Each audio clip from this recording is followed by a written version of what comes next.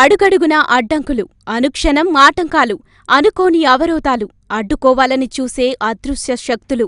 ఇవిప్పుడు జనసేన అధినేత పవన్ కళ్యాణ్ ప్రచారంలో ఎదురవుతున్న ఇక్కట్లు. సుడిగాలి పర్యటనలతో ఏపీని చుట్టి మరీ ప్రచారం సాగించాలనుకున్నారు పవన్ కళ్యాణ్. అందుకు తగిన రీతిలో ప్రచార వ్యూహాన్ని ఖరారు చేసుకున్నారు. రోజుకు 3 నుంచి 4 బహిరంగ సభల్లో పాల్గొనే రీతిలో ఆయన ప్లాన్ ఏర్పాటైంది. అందుకు వీలుగా పవన్ కళ్యాణ్ హెలికాప్టర్ కూడా సిద్ధం చేసుకున్నారు.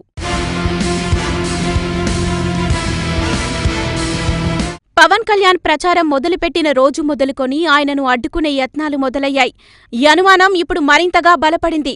హెలికాప్టర్ ప్రయాణానికి అనుమతులు నిరాకరించటమే ఇందుకు ప్రత్యక్ష నిదర్శనంగా చెబుతున్నారు పార్టీ నేతలు. హెలికాప్టర్ ప్రయాణానికి కేంద్రం నుంచి అనుమతులు రాలేదంటూ సాకు చూపుతూ దాన్ని అడ్డుకోవడానికి వేసిన ప్లాన్ సక్సెస్ చేసుకున్నారు.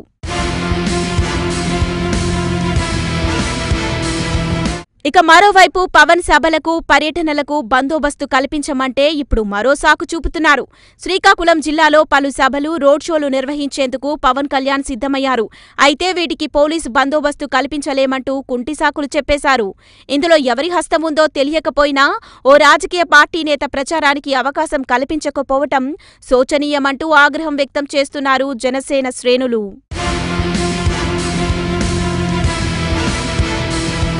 పవన్ కళ్యాణ్ ప్రభంజనాన్ని చూడలేకే ఇలాంటి ఆటంకాలు కల్పిస్తున్నారని ఆయన అభిమానులు అంటున్నారు.